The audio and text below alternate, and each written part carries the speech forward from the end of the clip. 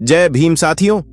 इस राखी के त्योहार पर हर बहन को अपने भाई से एक सवाल जरूर पूछना चाहिए, लेकिन सवाल ये नहीं कि भैया मेरी रक्षा करोगे, क्योंकि भाई तो राखी बांधते ही कह देता है जब तक मैं हूं तुझे कुछ नहीं होने दूंगा।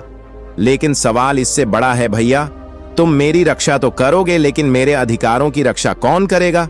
यह सवाल थोड़ा अजीब लग सकता है, क्योंकि रक्षाबंधन तो भाई बहन के प्यार का त्योहार है। बहन प्यार से राखी चुनती है, भाई की कलाई पर बांधती है, मिठाई खिलाती है और भाई उसकी रक्षा का वादा करता है। लेकिन बाबा साहेब डॉक्टर भीमराव अंबेडकर ने महिलाओं की बात को सिर्फ रक्षा तक सीमित नहीं रखा। उनकी सोच इससे कहीं आगे थी। वह एक ऐसा समाज चाहते थे जहां बहन को सुरक्षित रहने के लिए किसी भाई की जरूरत न हो, बल्कि उसे अपने अधिकारों के साथ बराबरी से जीने का अधिकार हो। और आज इसी सोच को समझना बहुत जरूरी है, क्योंकि सवाल सिर्फ राखी का नहीं है। सवाल है बहनों को सिर्फ रक्षा चाहिए या बराबरी का अधिकार। लेकिन साथियों, यह सवाल सिर्फ सुनने के लिए नहीं है, क्योंकि इस सवाल का जवाब शायद आपको बाबा साहेब की उस सोच तक ले जाए जिसके बारे में हमने बहुत कुछ सुना है, लेकिन शायद पूरी तरह समझा नहीं।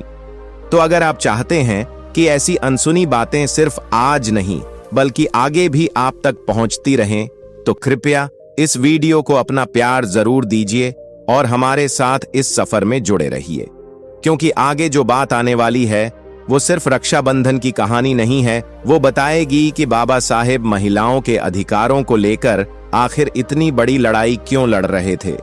और अब शुरुआत करते हैं उस सवाल से, आखिर बाबा साहेब महिलाओं के अधिकारों को इतना महत्वपूर्ण क्यों मानते थे? रक्षाबंधन हमें एक खूबसूरत रिश्ता याद दिलाता है, भाई और बहन का रिश्ता। लेकिन बाबा साहेब की नजर में किसी महिला की जिंदगी सिर्फ इस रिश्ते तक सीमित नहीं थी। वो किसी की बहन है, किसी की बेटी है, किसी की पत्नी है, लेकिन इन रिश्तों से पहले वो खुद एक इंसान भी है। और एक इंसान होने के नाते उसके पास भी वही अधिकार होने चाहिए जो समाज पुरुषों को देता है।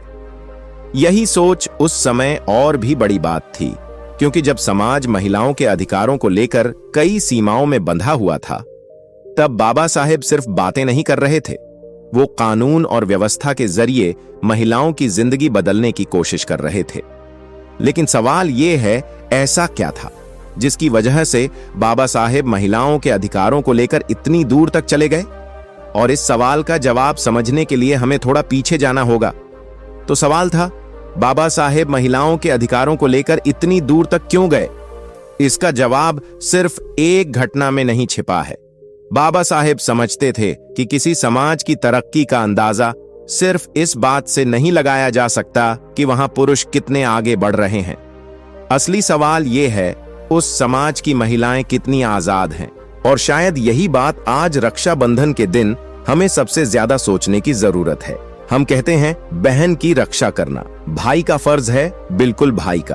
अपनी बहन से प्यार, उसकी चिंता और उसकी सुरक्षा की भावना बेहद खूबसूरत है। लेकिन बाबा साहेब की सोच हमें एक कदम आगे ले जाती है। अगर किसी लड़की को पढ़ने का अधिकार नहीं, अपने फैसले लेने का अधिकार नहीं, संपत्ति में बराबरी नहीं और अपनी जिंदगी चुनने की आजादी नहीं, तो सिर्फ उसकी रक्षा कर देने से क्या वह सच में आजाद हो गई? यही फर्क है। रक्षा और अधिकार में रक्षा किसी खतरे से बचाती है, लेकिन अधिकार इंसान को अपने पैरों पर खड़ा करते हैं। और बाबा साहेब इसी दूसरी लड़ाई को महत्वपूर्ण मानते थे। उन्होंने महिलाओं की शिक्षा, उनके कानूनी अधिकार और विवाह से जुड़े अधिकारों को लेकर लगातार आवाज उठाई। उनकी कोशिश थी कि महिला सिर्फ घर की जिम्मेदारियों तक सीमित न रहे, वो अपने जीवन के फैसलों में भी बराबर की भागीदार बने। इसी सोच से जुड़ा एक बड़ा अध्याय था हिंदू कोड बिल। बाबा साहेब चाहते थे कि महिलाओं को विवाह, संपत्ति और परिवार से जुड़े मामलों में ज्यादा समान कानूनी अधिकार मिले। लेकिन इस रास्ते में उन्हें भारी विरोध का सामना करना पड़ा। और यही कहानी और दिलचस्प हो जाती है, क्योंकि बाबा साहेब जानते थे कि कानून बदलना आसान नहीं है। कानून बदलने के लिए सिर्फ संसद में बहस नहीं करनी पड़ती, समाज की सोच से भी लड़ना पड़ता है। और बाबा साहेब इसी लड़ाई में पीछे हटने वालों में से नहीं थे। उनके लिए महिला को अधिकार देना किसी पर एहसान करना नहीं था, ये उसका हक था।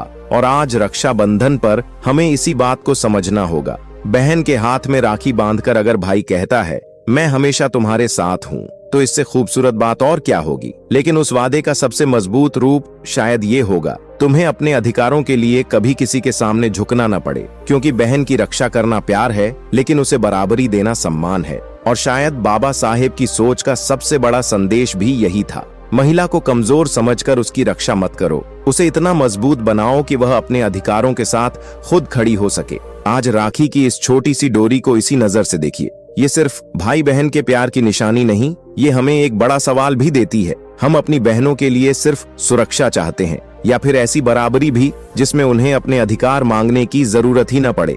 अगर बाबा साहेब की इस सोच को हम सच में समझ पाए, तो शायद रक्षाबंधन सिर्फ एक त्योहार नहीं रहेगा, ये उस समाज का सपना बन जाएगा जहां बहन सुरक्षित भी हो, सम्मानित भी हो और बराबर भी हो। जय भीम, जय संविधान, जय भारत।